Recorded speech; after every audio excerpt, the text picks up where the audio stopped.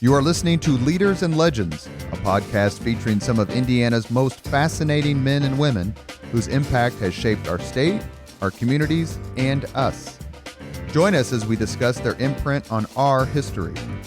Leaders and Legends is brought to you by Veteran Strategies Incorporated, your local veteran business enterprise specializing in public relations, media relations, public outreach, crisis communications, and digital photography. My name is Robert Vane, Principal of Veteran Strategies, former Deputy Chief of Staff to Mayor Greg Ballard, and Communications Director for the Indiana Republican Party. I'm honored to be your host for our discussion. You are listening to Leaders and Legends, a podcast presented by Veteran Strategies, a local veteran public relations enterprise, and sponsored by Girl Scouts of Central Indiana, Garmong Construction, the Crowne Plaza Hotel and Grand Hall and Conference Center at Historic Union Station, the law firm of Bose, McKinney, and Evans, and the Bose Public Affairs Group, the McGinley's Golden Ace Inn, and MacAllister Machinery, your friendly neighborhood Caterpillar dealer. Thank you for joining us on the Leaders and Legends podcast. Our guest today is entrepreneur, CEO, and the man who made Drew Brees look good at Purdue, Seth Morales. Seth, thank you so very much for coming on the podcast. Thank you. Thanks for having me. Before we, these podcasts here for the last several weeks have been recorded in the midst of the coronavirus drama. Morales Group, tell us a little bit about your company, how you're doing professionally during all this, and how your family's doing. Everyone healthy? Everyone's healthy. Thankful nobody's contracted the virus, and extended family. We have had teammates at Morales Group with extended family that's come down with the virus and been on vents. And so it's real, but immediate family, we've been clean and clear, and that's been great. It's been great being at home. Just to your earlier question at a high level, Morales Group is a full service recruiting and staffing firm specializing in the blue collar space. So anything in manufacturing or distribution.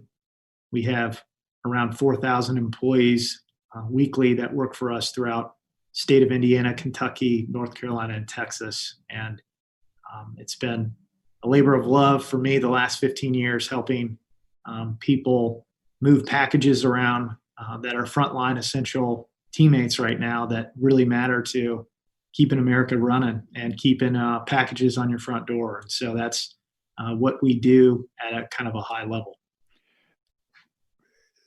I met Seth through a former podcast guest named Dave Neff, who used to be the CEO at Edge Mentoring.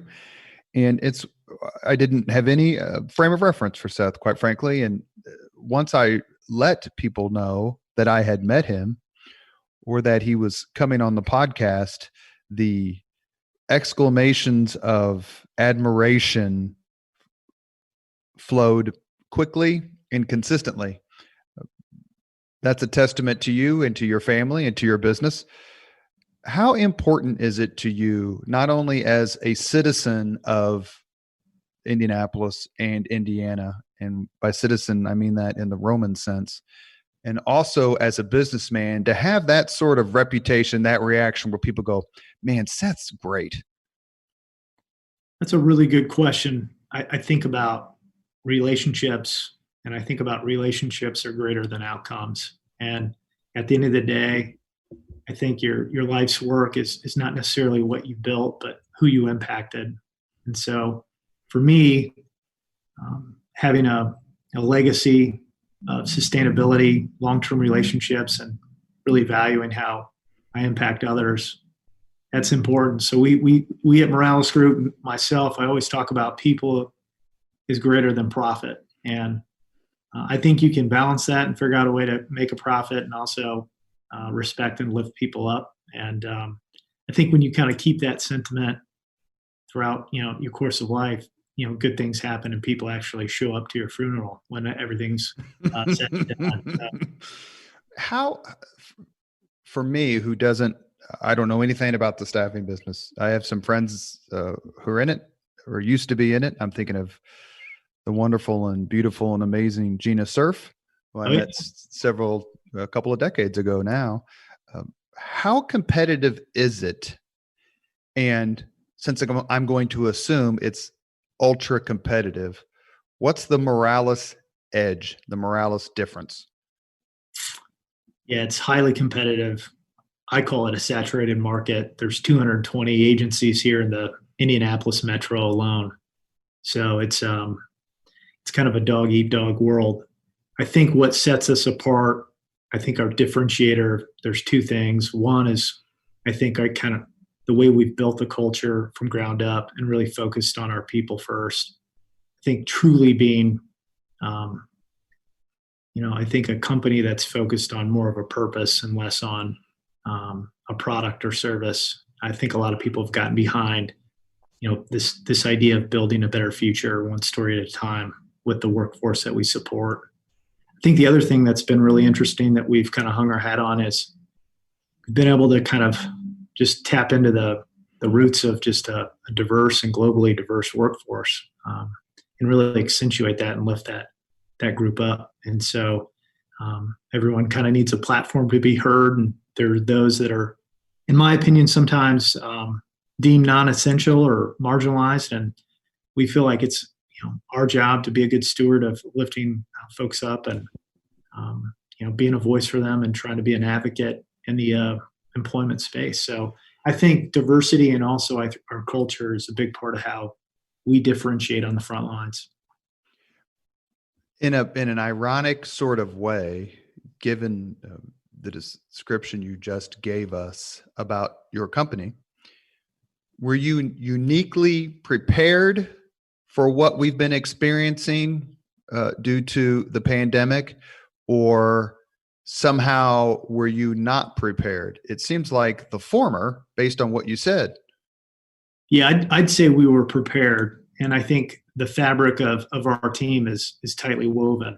And you have core values that are, I think well understood and lived out daily, working from home and shifting from this, this virus and trying to be nimble and creative and innovative. Our team's really stepped up and I think has done a great job of thinking outside the box. And I think really kind of hanging their hat on this entrepreneurial spirit where we're just trying to build a better future through providing people employment. So it's been really neat to see our team step up, innovate. So I think we were prepared. I think from a technology standpoint, we were behind. But I think if you were to describe Morales Group as a athlete on the field, I would describe them as kind of this raw, unpolished, a lot of grit, a lot of humility, a lot of heart, and a lot of effort. And so as we grow up as a business, as we grow up as an athlete, we're learning technology needs to be a big part of who we are. So we have this core foundation that's really solid. It's healthy, and our team is very engaged. People are leaning in versus I'm just satisfied and I'm leaning back in the game. So I think we've had a pretty good pivot, despite this crisis. It's been a real challenge, but we've stepped up. How would you describe? I've seen this. I live downtown. I've seen this a little bit. Obviously, as people who know me will tell you, I'm just one step below Howard Hughes on the hermit scale.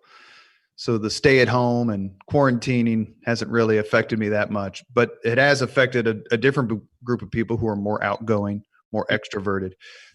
In your experience, not only with your workers, but the other people you've talked to, I really give Hoosiers high marks for how they've handled it.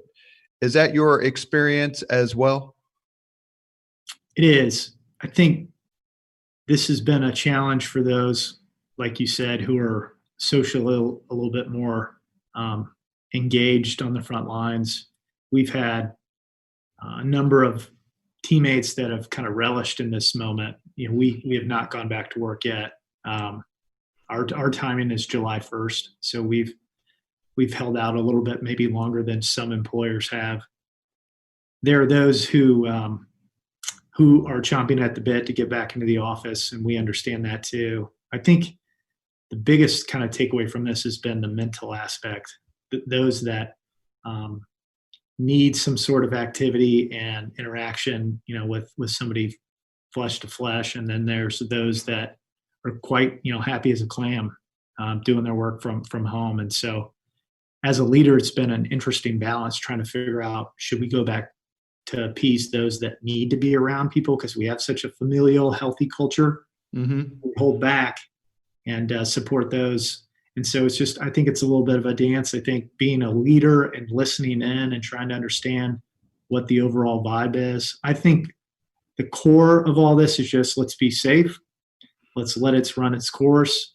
We'll take a little bit more of a precautionary, step. So that's been our approach, but it's not perfect. And we haven't figured it out just yet.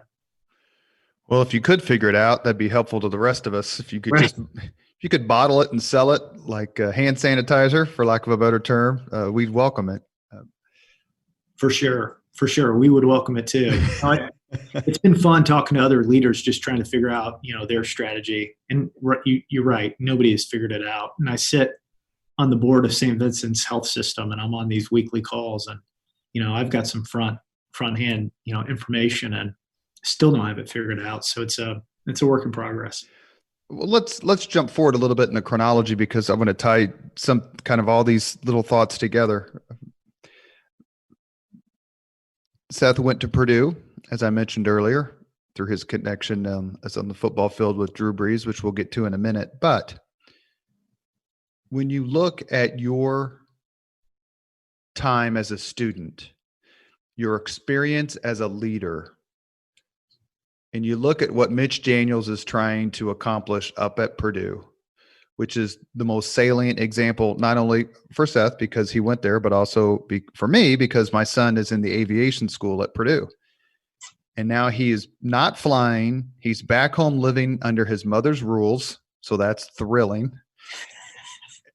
Could you even have imagined being at Purdue during this time? Could you have imagined playing football games in Ross-Ade with no fans, as is being proposed? And finally, what do you think about what President Daniels, a former podcast guest, is trying to accomplish there?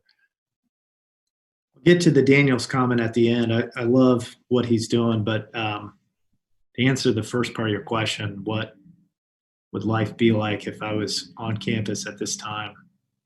I can't imagine. I do have a firsthand look through another student's eyes.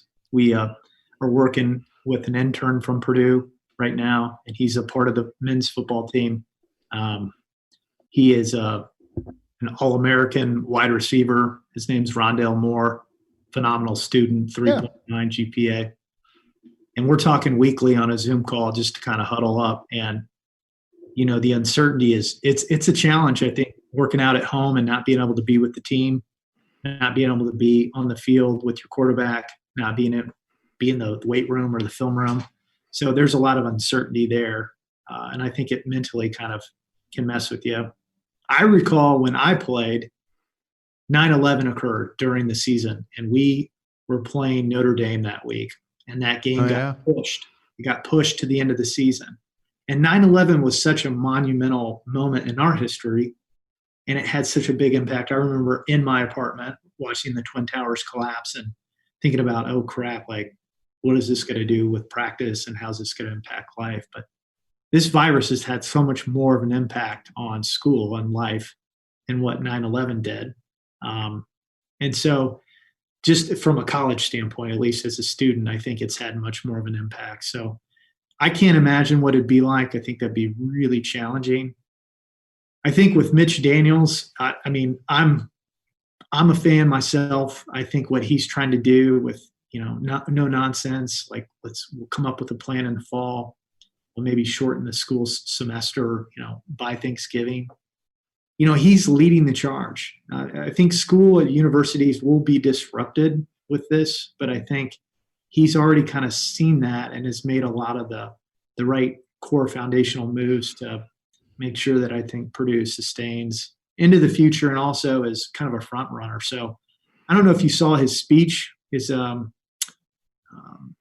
graduation speech to, obviously he didn't do it in front of anybody and just did it on video, and just a phenomenal speech about, take your phone off, like get off your screen, stop reading the news, and pick up the phone and call somebody that you love, call an old friend, but drop in. Don't just kind of tune out onto your screen. He just talked about how this whole like isolation of folks that, are younger in this generation, they kind of, have that kind of clustering of finding people that are like-minded and being on that device. And so I thought he had some really good points. So he's definitely, in my opinion, I think doing the right things to lead the charge, but it's going to be interesting to see what happens to higher ed. I tried to find this information out before we started the podcast, and I wasn't able to. And it's something I wanted to bring up because so many of the people we've interviewed are Hoosiers, born and bred, and they leave here not because they want to. Sometimes they leave there because we have to, and whether it's serving in the military or opportunities. Where were you born? Where'd you grow up? And what made you decide to go to Purdue? I was born and raised in Indianapolis, so I'm a local product. I went to a public high school, Lawrence Central High School.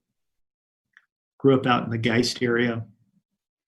And as I was wrapping up my senior year at Lawrence Central, I had a lot of smaller Division II, Division III college offers.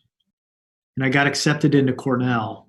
And I thought I was going to Cornell University to play football in the Ivy League system. And my dad kind of broke it to me. Wasn't necessarily going to foot the bill for the entire amount. And I didn't have much in scholarship money to Cornell.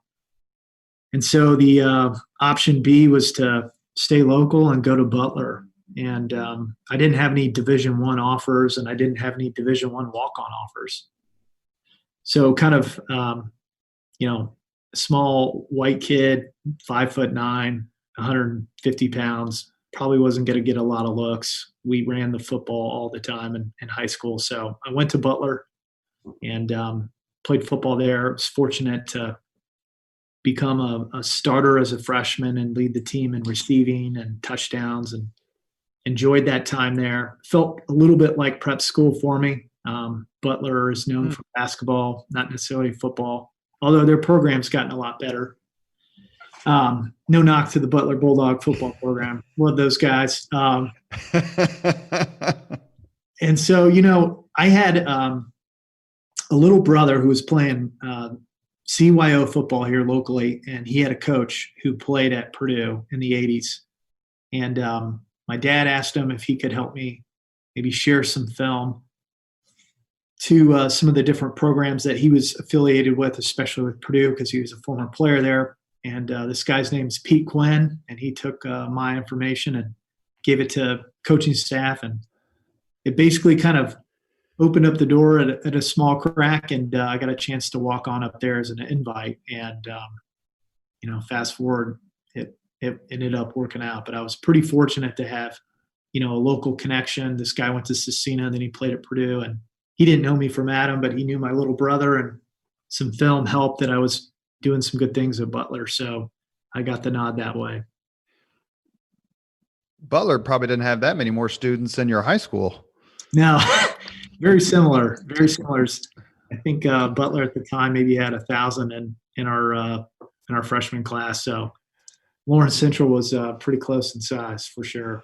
But Purdue is one of the premier universities in the country for sure. Rich, very rich football history for sure as well. Did you feel just pretty darn lucky? And then do you remember the first time you walked into the locker room or the training facility or the field and some guy stuck his hand out and said, "Hey, Seth, I'm Drew Brees"? It was pretty special meeting Drew. And I think when I look back at that time, I remember prior to meeting Drew, I went into coach's office at Butler and told him that I was transferring. And the coach told me, "You'll never see the field even your senior year. You might be lucky to do some cleanup towards the end of the season." And so that was very motivating.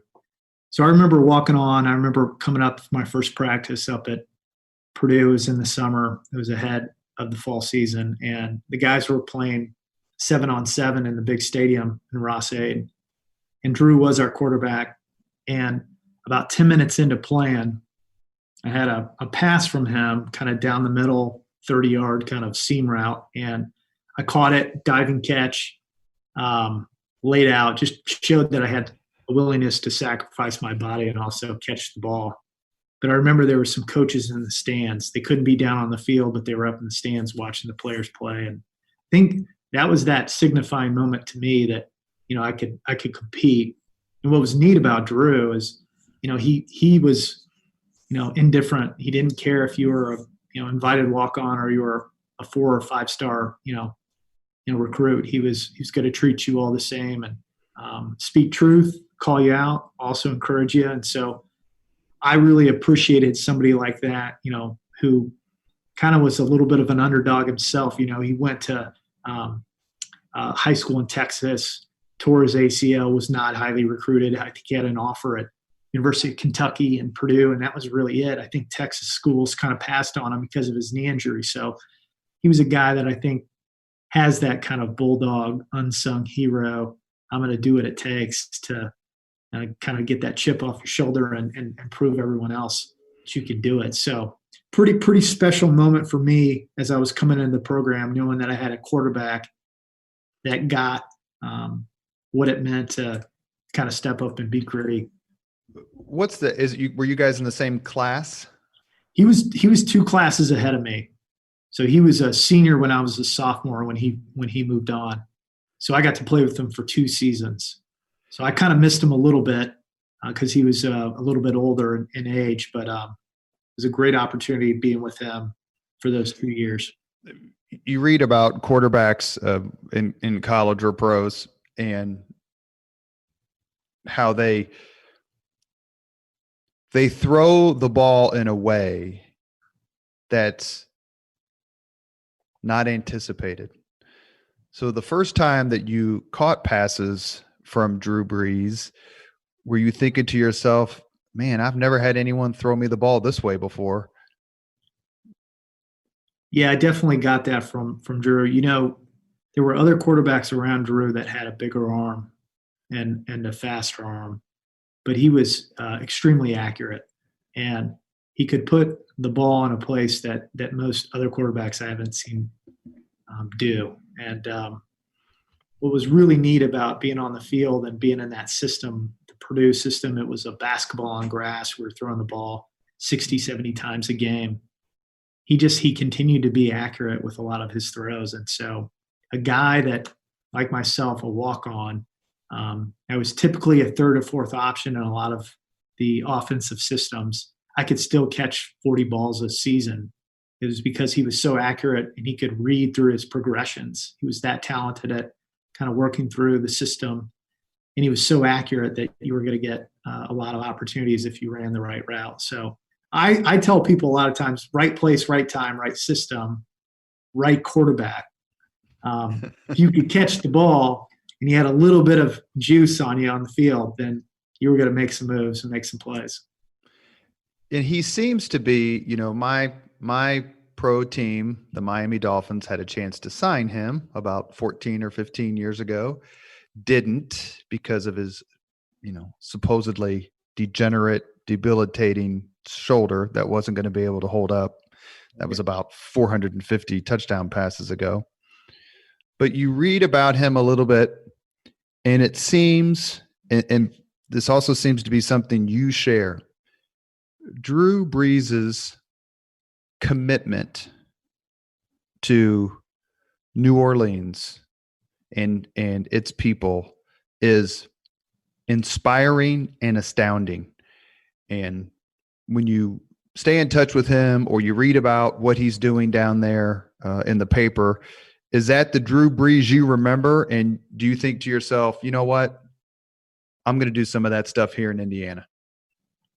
Yeah, I think he set the gold standard for us at Purdue, and it obviously carried forward with his work down in New Orleans, and it had an impact on me here locally too. I think what you see is advertised with Drew. I don't think you'll find somebody who works as hard or harder than Drew Brees. I tell people all the time, I remember being on campus and leaving film, and I was a undersized walk-on that had a lot of effort and started 3 years.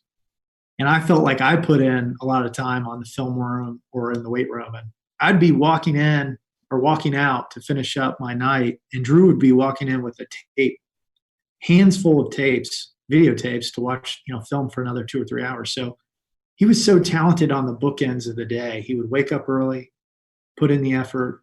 He would finish up at night after everyone, had left the building. And so that carried on consistently throughout his pro career. So think about probably some of the greatest quarterbacks of our era.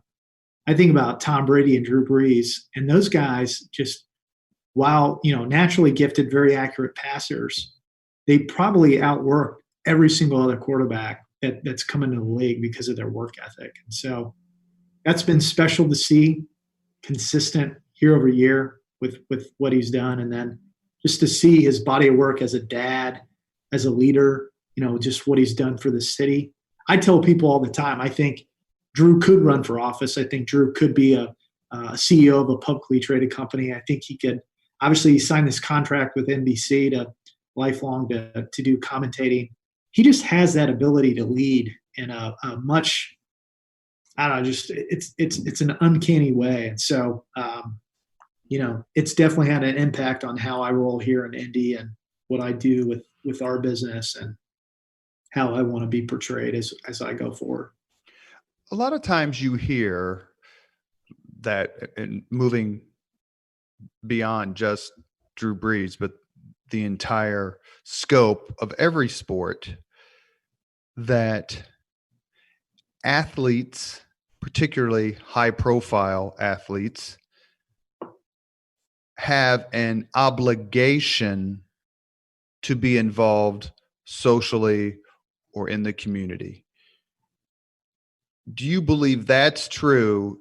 And do you believe the same test or expectation applies to CEOs of companies like yours and larger ones? Yeah, I do believe that's true. I think high-profile athletes or athletes in general, or CEOs of publicly traded companies or privately held companies, they have a platform and they have an audience. And I think if you use that platform the right way, think about Tony Dungy and what he did for the city of Indianapolis, or somebody like Drew Brees as a player.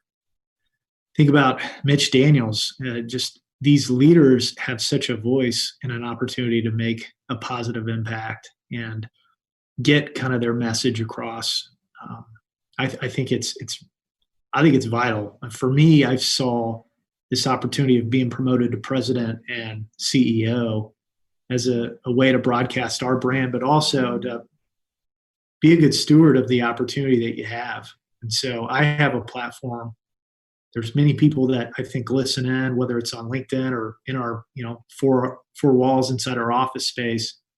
So it's like, to whom much is given, much is expected. And so as an athlete or a leader of a company, I think you are expected to step up and do the right things and be involved community-wise and have a voice and have an opinion, and not just kind of sit on the sidelines and maybe collect a check and be selfish about it. Well, there's probably no better example in modern Indianapolis sports history than the one set by Peyton Manning. And he learned a lot of what, and he has said this before, a lot of the sort of quote unquote tutorial he received about being involved in the community and giving back, he got from Dan Marino, who was his favorite quarterback growing up. And you see that Dan Marino famously started a center on autism down in Miami because his son had it. Then you see Peyton Manning's hospital up here. Right. The one criticism that's come through about Michael Jordan in the Last Dance documentary is that he wasn't that sort of civil rights activist, community leader and speaker, Kareem Abdul-Jabbar, called him out about it, especially. Do you think that's a fair criticism? In other words, if a CEO just wants to give quietly or an athlete just wants to give quietly, they don't necessarily have an obligation to be public about their involvement or their gifts. I think that's a really good question. And it can be argued, I think, both ways. So I think, comes down to kind of an opinion. From my standpoint, my opinion would be, I think you have a platform. Jordan transcended the sport with just his ability to play the game. And he did have a good guy image, but I do think when you look at somebody like LeBron James and what he advocates for, or what Abdul-Jabbar does, or you look at somebody like Drew Brees that stands for his faith. I think at the end of the day, I think that matters more than, how many points you scored or who had the most MVPs or who's the GOAT, the discussion. Like at the end of the day, I think your legacy and your impact is more so about standing up for what you believe in and having a voice. But, I think there's a good argument to the other side. I think there's people that can, take a step back and be under the radar and understated and do their thing and, have a good career too. But I just think you're given much, you have a platform, I think you should step up and share about it. You are listening to Leaders and Legends, a podcast presented by Veteran Strategies, a local veteran public relations enterprise, and sponsored by Girl Scouts of Central Indiana, Garmong Construction, the Crowne Plaza Hotel, Grand Hall and Conference Center at Historic Union Station, the law firm of Bose, McKinney, and Evans, and the Bose Public Affairs Group, the McGinley's Golden Ace Inn, and MacAllister Machinery, your friendly neighborhood Caterpillar dealer. Our guest today for the Leaders and Legends podcast is Seth Morales, CEO of the Morales Group, Big Ten athlete, and quite frankly, one of the most complimented people I have ever met. It's amazing the brain and the reputation you have among your peers, and you're to be congratulated for that, for sure. Is there a Hoosier leader or legend you particularly admire? And I have to think about that one. The easy one that comes to my mind, I look at up here on my shelf in my office, I'm looking at Mitch Daniels. I think that's a kind of a no-brainer for somebody that grew up. I went to high school with his daughter. I've seen what he's, did for political system and government, and also for Lilly and Purdue University and the state of Indiana. I think there's a lot of leaders that come to my mind. I also think about some of those unsung, under the radar leaders. I think about my high school coach at Lawrence Central High School, Coach Randall. He went to Shortridge High School, won a high school state basketball championship. But I think his biggest impact was just the way he impacted the students at Lawrence Central and created lifelong, lasting relationships. And I think about when he died of cancer and going to his funeral and seeing how many people lined up to celebrate his life. So, there's a number of Hoosiers that I think have stepped up, and I do like history, and I should be rattling this stuff off. I should lean on you, Robert, to do a little bit more of that for me. But I just had to do a quick media interview about Governor Holcomb and his performance, for lack of a better term, during the pandemic. And I immediately mentioned the Civil War and Oliver P. Morton. Okay. Whose leadership was phenomenal for that time period. He was elected to be a senator back when you did not have direct election of senators. I think that's the 17th Amendment. Correct me, Spangle. But then he switched. He wanted to be governor, and we were so fortunate to have him leading us at that time. Much like, quite frankly, we were so fortunate to have Mitch Daniels leading us when he did, because Indiana needed the sort of jolt that he gave us. And anyone who argues against that is, I think, is so partisan that you just kind of have to say, okay. But I know a lot of Democrats who voted for Joe Kernan in 2004 and then voted for Mitch Daniels in 2008. Another name that's come up, quite frankly, probably the most popular name, has been Richard Lugar. Yeah, absolutely. I mean, you think about his work with the city and what he built, what 60s and 70s, and how he kind of modernized and created what Indianapolis looks like today with guys like Jim Morris, and kind of laid the blueprint for others like Daniels to follow and other leaders. You would have more insight on that, but yeah, I think a guy like that, those two definitely stick out as, leaders that did things the right way in a civil manner, less partisan about just the way they handled their politics, and really kind of practical and kind of Hoosier, man, just really hospitable, approachable. I've had a number of conversations with Mitch, and we often talk about my time playing Purdue football, and talk about one of the more just approachable guys that want to talk, the sport and the game. It's just fun being able to engage with somebody like that, or like Lugar. Didn't have a chance to meet Lugar, but I'm sure you've got some stories and anecdotes that affirm that. Well, we did a whole podcast on the career of Richard Lugar, and it was with Jim Shella and Gail Lowry and Jim Morris, who you just mentioned. It was terrific.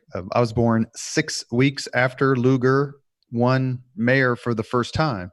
So my entire life is basically, other than the 3 years I spent in the Army, my entire life is basically Dick Lugar and Bill Hudnut and Steve Goldsmith and Bart Peterson, Greg Ballard, and now Joe Hogshead. I mean, the impact that they've left on us. And you'd have to talk to a P.E. MacAllister to understand what Indianapolis was before Lugar and what it is now. And, I've asked several guests, whether it's David Frick or Mark Miles or John Mutz, Louis Mahern, the list goes on, that, in 1976, if I would have told you that in 35 years, Indianapolis would not only host a Super Bowl, but completely redefine what it meant to host a Super Bowl, what would you have told me? And they all would have just assumed I was a meth head, that I was clueless. Like, what are you talking about? Super Bowl? We don't even have a team. We don't have a stadium. We don't have this or that. Yeah. And I had this question written down. I want to ask you about it now. To me, there's nothing so undervalued or unappreciated when it comes to success as personal leadership. That the difference a person can make, a man or woman, in ensuring success or failure, to me, is unparalleled. You can go all the way back to George Washington. You can go back to Henry V, whomever you want. But in your career, in your life, who are the leaders who have made a difference? Athletes are coached, so they meet a different group of people than folks like me who didn't play sports. Plus, I want to specifically ask you, while you're answering that, think of how much your father has influenced who you are. All really good questions. I'll get to the father part at the end, with who's made a difference, or what individual has I seen as a leader that really made all the difference for an organization or a team. Well, like, think about, if you have a decision to make or you have factors to consider, do you go back and go, I remember Coach Tiller one time? I definitely remember Coach Tiller one time. He's hard not to think about. What Coach Tiller did at Purdue University was nothing but remarkable. You think about the system or the program that he inherited. He had a crappy facility. He had no recruiting program. He had Michigan and Ohio State and Wisconsin to compete against, Penn State. And he took this, team that had not been in a bowl game in maybe 15 years. You can correct me on that if you want. Maybe I'm off, maybe a few years, but you're close either way, for sure. Yeah. I mean, no, just a terrible run. he inherited Coletto's team, and he came in and innovated the way the Big Ten played the game. The Big Ten was very physical, and it was run oriented. It was kind of this traditional pro style of offense, and he came in and it was basketball on grass. They were throwing the ball 60 or 70 times a game, and he really opened up the way the game was played for the Big Ten. And he brought in a remarkable quarterback and Brees who fit into the system. But what Tiller did was really, really interesting about a leader. He wasn't afraid to not be liked. It was not about politics to him. He was a straight shooter, and he was going to do it his way. And you were either going to get on the bus or you weren't. And I remember he came in early on, and there's this story about how he came in to the fall camp his first year, and he called out this one kid.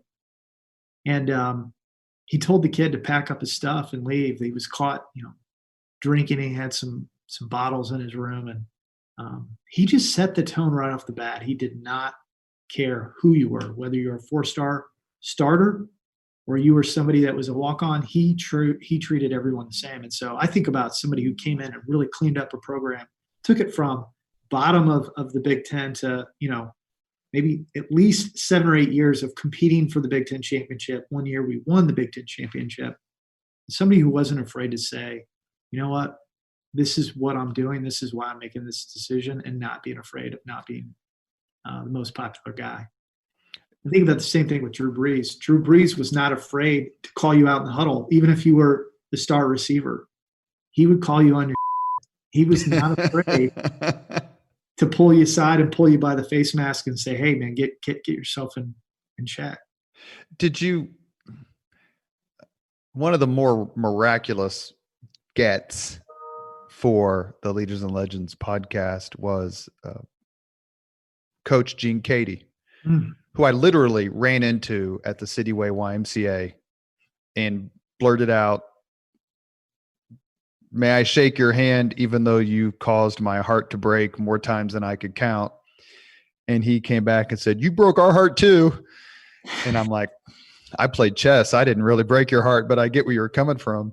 And he came on the podcast. He was so generous and so fun. Yeah. It's really a miracle. And I can't wait. He goes, he wants to have lunch, and I simply can't wait to do it. But it seemed that Tiller and Cady were cut from the same cloth. And standing next to each other, did you ever think, I'm looking at the two old dudes from the Muppets? It's good. Very, very similar. No nonsense, old school. They were coached and built up by an era of, I think, a generation that just, it was, I don't want to call it authoritarian, but you were definitely going to listen to. Disciplinarian.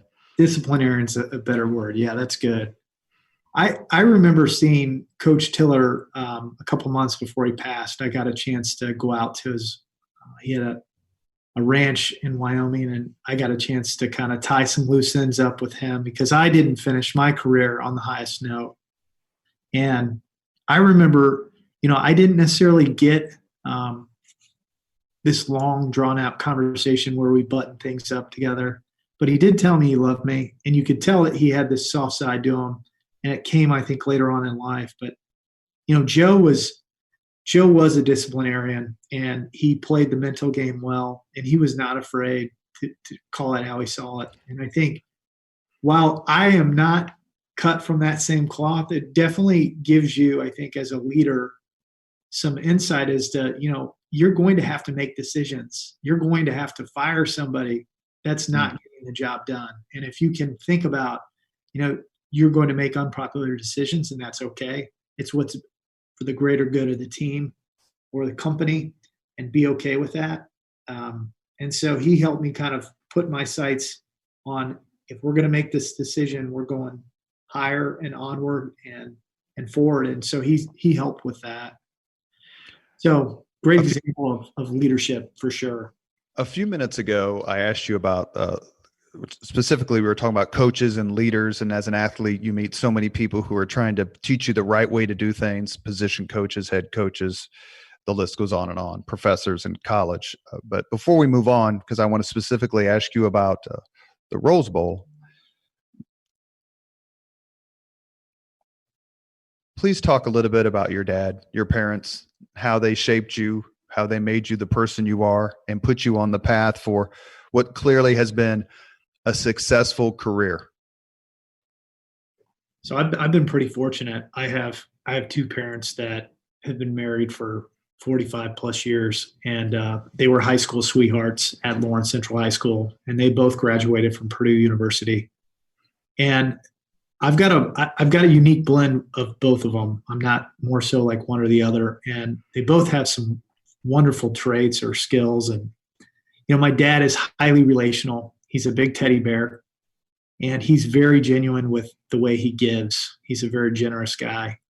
He today is worth a decent amount of money, but you wouldn't tell. He still lives in the house that I grew up in, and he loves to give his money away to civic, faith-based causes. He's very focused on being philanthropic, and that's been really cool to see, and how he's lived that out with our business. He started our business at the age of 50, and he didn't necessarily have a ton of foundation or net worth to start the business. He had 5 kids, and he kind of took a step of faith, and it turned out to work out really well for him. But I've learned a lot from him from a relational standpoint, from his generosity. And I think he's just been such a huge impact on this business. So he's been fun to watch. And then my mom has just she's been kind of the unsung hero that sits back in the shadows and is quietly listening to one another. If somebody's got a challenge, she's lifting us up in prayer, family of faith. And so she's kind of our rock that way. But she's super humble, and she's very just giving of just kind of, it's not about her. It's about the family and what's best for the family. And so having those two examples, having that consistency in life and growing up has been really helpful for me. If I have my chronology correct, it was either the year after you left Butler or 2 years after you left Butler to go to Purdue, you traded in the Butler Bowl for the Rose Bowl. You walk out onto that field, which is the home field of UCLA, but you walk out on that field, which I'm assuming the game was New Year's Day or pretty darn close to it. I think it was the BCS era. Had that started by then, or I can't remember, but it had. Yeah. So, not that you hadn't played in front of big crowds, because I'm assuming that you went to the Big House or Ohio Stadium at least once. Yep. But when you're walking out on the field, do you just go, this can't be serious? Like, is this some sort of Will Ferrell movie that I've walked into? Or, damn it, I've worked my tail off, made the most, caught a few breaks, literally, probably. And here I am, and I'm going to play my tail off and hope for the best. But walking out onto that field, national television, it just must have been awe-inspiring. What was that like? The Rose Bowl is something special. It was surreal walking out onto that field, New Year's Day. You're the only game on at 4:30 to start. And you've got the mountains in the backdrop, and you've got kind of the pageantry or the history of the Rose Bowl. You've got Keith Jackson announcing. And the field at the Rose Bowl is cut at a level that it feels like you're on a putting green, and the track's fast. And you feel, for me, it was an overwhelming sense of, oh my gosh, I don't think I was ever more nervous in a game than the Rose Bowl. There were definitely jitters for me. I think I didn't end up having a phenomenal game. I think I had a few catches that game, and didn't score any touchdowns, but I played, all the snaps and didn't get injured. But it was very daunting to start. It's probably, I think, in my opinion, when the sun sets and the mountains are in the background, it's the only game at that time on New Year's Day in the history of that bowl. I don't think you get anything better than that. Now you could argue the national championship game, maybe two undefeated teams. You've got Alabama or Ohio State going head to head, but for me that was a really special moment, and I think about it, and I can remember moments throughout that game. I remember some of the trash talk. I remember some of the warm up.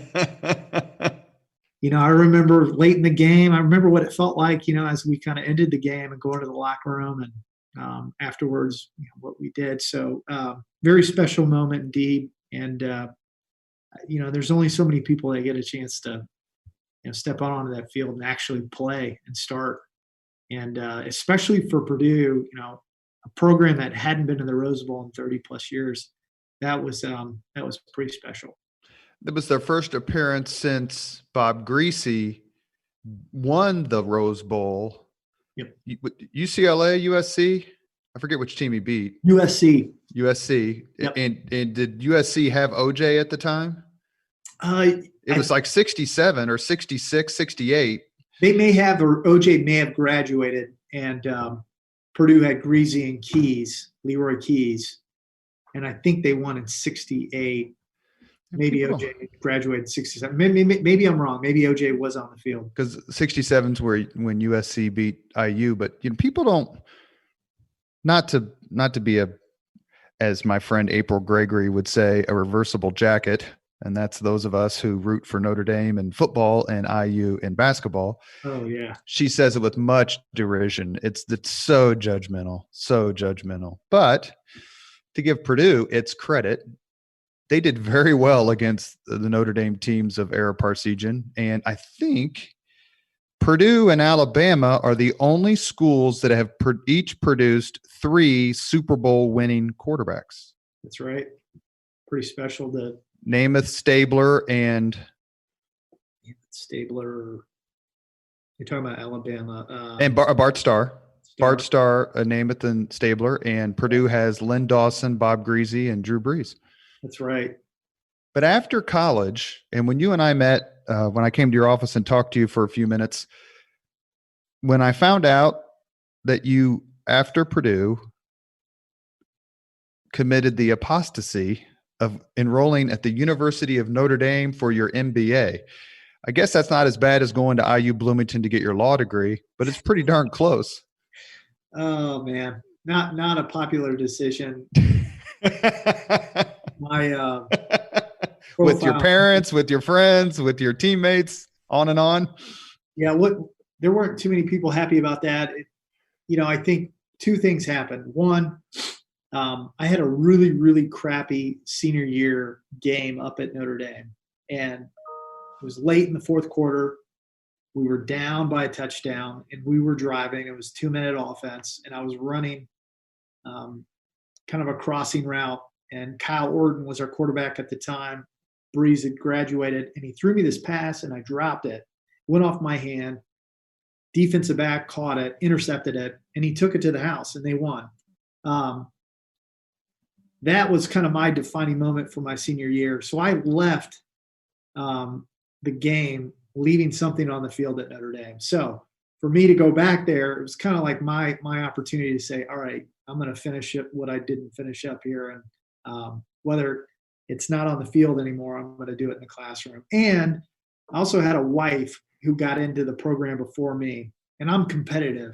And I wasn't going to let her get her MBA without me getting my MBA. So I trailed right behind her. And you look at this picture right here. I know viewers can't see it, but obviously this is a picture of my wife and I when we graduated from Notre Dame together. And we had our first son, a month before he graduated. So it was a cool time in my life. So did you attend Notre Dame football games as a graduate student? I did. Just one game. Just one, and 2 or 3. How would it take you 2-3 years to get your MBA? 2. So you went to one game. Was that a Purdue game? No, it wasn't. I went to the Stanford game. It was the year Notre Dame was actually decent. They went 11 or 12-0. They went to the national championship and then got smoked by Alabama. Was that the game during the ice storm, the Stanford game? I went to the Stanford Notre Dame game, and it was like 10 degrees in October with an ice storm. It was raining. Yeah. And it was, they barely won that game. It was, I forget. Did you wear a Notre Dame shirt? You can No, be honest with us. no. I do have some Notre Dame gear, but no, I mean, it's all Purdue, man. It's all Purdue. It's all So Purdue. when Purdue and Notre Dame play, there's no ambiguity. Oh, that's stupid. No, it's all Purdue. I mean, the Notre Dame fans, they'll try to brainwash you, and there's a little bit of a cult up there. Yeah, it's called the Catholic Church. Yeah, there you go. There's some interesting. I say that as a Catholic. Yeah, we get it. Yeah, it's interesting up there. But you know what? I respect the program. When we played them, I went 2-2, so we had a couple of wins against them, and then we had a couple losses. So it was fun going back and forth with that Purdue Notre Dame rivalry. But at the end of the day, hands down, it's all Purdue 100% in our household. Does it matter to you to stay an involved alumnus? Do you feel like my years at Purdue, and you could maybe throw in Notre Dame, but let's stick with Purdue, of course, based on what you just said, that it's important for me to stay involved at my alma mater. And it's important for me to stay involved maybe at Lawrence Central, that those educational years are so critical to producing strong leaders in any field.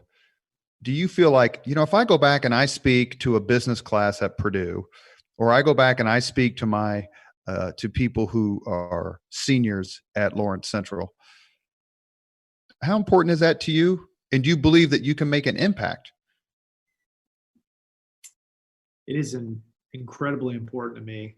I think that is the game. I think the legacy and giving back and sharing and trying to pull people up and pull them into the knowledge that you've experienced. I speak to Purdue entrepreneurship programs throughout the year. I did a couple this year already in February before the virus hit. And, I've spoken to the men's football team at Purdue as well. Anytime I get a chance to do that, I am all on board. I think I wish I could have somebody come back and pull me aside and say, hey, stop worrying about this and this and really focus on these things. And so I try to do that when I share and speak. But I think it's all about giving back and making time to speak to your alma mater. I think, it's to whom much is given, much is expected. And,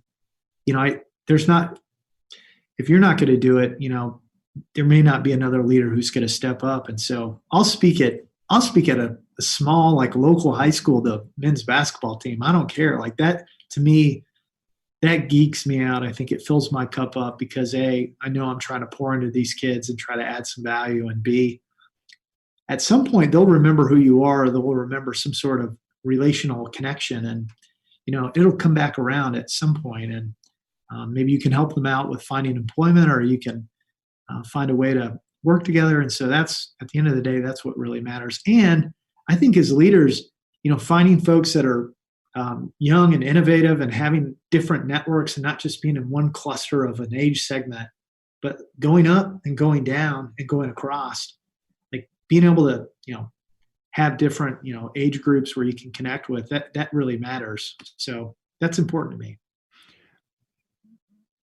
As a CEO, as the person who is sitting in the office, sitting in boardrooms, making decisions, it's all on you eventually. And you mentioned that earlier about how tough it is to make the final call and that you need to make the final call. So you're used to having the reins of decision making in your hands. How tough is it to then be in situations, perhaps at home, where you don't get to make the decisions, where you're not necessarily the final authority? How do you turn that switch on and off? That's a $1 million question right there. Wow. It is challenging. I think a good dose of humility and self-awareness and knowing your role in the team. At home, my wife is a really, really strong leader. And she definitely sets the tone for our schedule and a lot of the ways that we parent our kids. I'm not an absent father. I'm definitely involved, but she's highly active. She's an 8 on the Enneagram and a D on the DISC profile. So she is somebody that is not afraid to step up and lead. And when you go from, making the calls at work to going home, and sometimes you're not always being heard. But I think I've always, my mom instilled this in me at a really early age, is just being able to be humble, take a step back, and kind of figure out where you fit on the team. When I played at Purdue, I was probably the worst player of the starting 11 guys. The 10 other guys that played on the Rose Bowl on offense all went to the NFL. I was the only guy that didn't. And I'm okay with that. I'm okay with being a support role at times. And so I think I know how to wear, different hats. I know that my strength isn't necessarily like figuring out the meal plan or doing the online schooling with our kids. And so when you kind of play to each other's strengths and step in when maybe it needs to be a little bit more about emotional intelligence and being patient, or helping the kids out with sports, or just finding your role on the team, I've been able to do that. So it's a challenge sometimes because, you're used to saying something and people will do it. And then you're the one doing what somebody else is saying. But I've been able to figure out, I love being a role player too. I love not being the guy. I love being kind of a support player.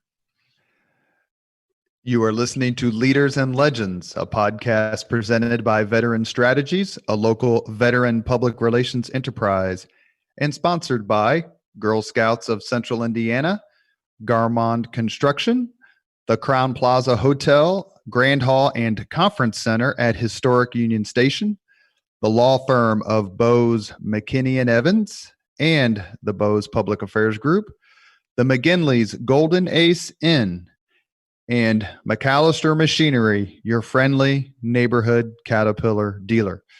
Probably should mention a couple of Purdue connections before we go to the final 5 questions, and that is Jim Dora Sr., who you may have known. His son, Jim Dora Jr., is one of the sponsors. That's the Crowne Plaza Hotel. Jim Dora Jr. actually hired me for my first job out of the military in March of 1990, and he's probably the best guy I've ever met who wasn't already 90 when I met him, meaning P.E. MacAllister. And Alex MacAllister, P.E.'s grandson, who is works at the company, is a Purdue grad as well. So if you don't know Alex, let me know. I'd love to introduce the two of you. He is a terrific, terrific guy. I'd love to meet Alex. No, I don't know him, but I obviously know Jim. Lives a couple doors down, and often see him on his John Deere tractor and chopping wood and cutting fire. He's getting after it. We end all Leaders and Legends podcasts with the same 5 questions. Seth, are you ready? Yeah. Seth Morales, what was your first job? First job. My first job was working at the Fort Harrison golf course as a cart caddy or caddy. I was a junior in high school, and that was really where I was employed. I had a paycheck, and I was actually getting tips. And so I was cut my teeth at the Fort Harrison Golf Club. How many times have you watched Caddyshack? How many times have I watched? I'd say probably 10 times. Number 2, what was your first concert? Ooh, man, that's good. Beastie Boys, mid-90s, Deer Creek, probably 1995. A little bit of that like New York hip hop. That was pretty cool. They had a great show. So Beastie Boys 95, Deer Creek. If you could suggest any book for someone to read, which book would you choose? Man,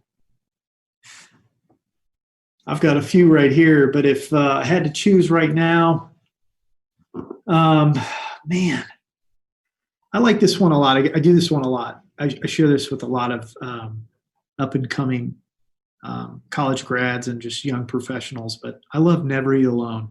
It's written by Keith Ferrazzi, and it's the art of networking and building relationships.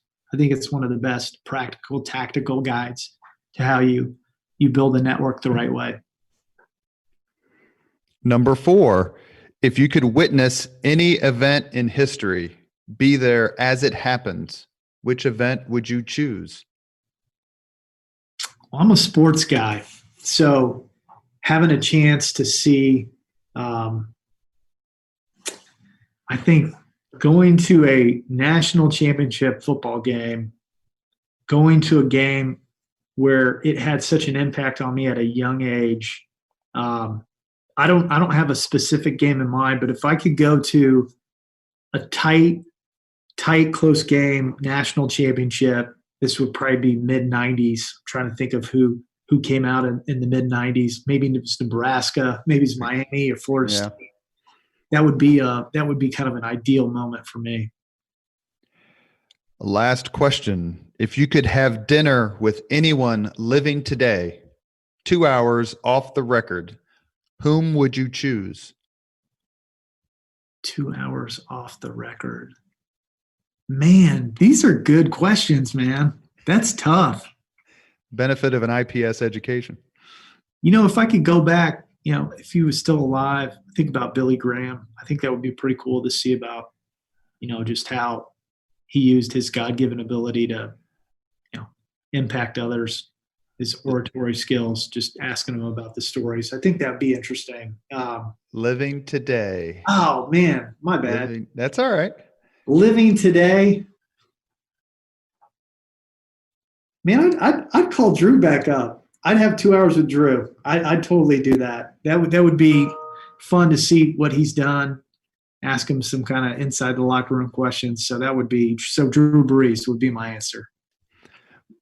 One thing that has become clear as we've talked to our leaders and our legends is how important it is for generation to both feed from and build upon the generations that came before them, whether that's Richard Lugar leading Jim Morris and Mark Miles, Mitch Daniels, Teresa Lubbers.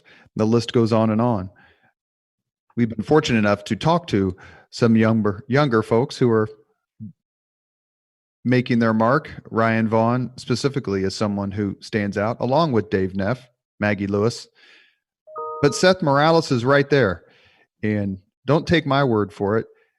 If you can figure out a way to meet someone who knows Seth, it won't take long for them to explain to you the impact he's having and how important it is to have people like Seth Morales, his wife Jackie, and his kids, and his entire family and their legacy active in our community. We can't thank you enough, Seth, for coming on the podcast. Thank you. And I will make sure to introduce you to Alex MacAllister. And if you need anything from Veteran Strategies or me or any way we can be helpful, please let me know. We absolutely cannot get out of the current turmoil without leadership from people like you. Awesome. Thank you, Robert. Thanks for having me. Thank you very much for listening to Leaders and Legends, brought to you by Veteran Strategies Incorporated. If you want to contact us about this program or our menu of public relations services, please send us an email at robert@veteranstrategies.com. That's robert@veteranstrategies.com.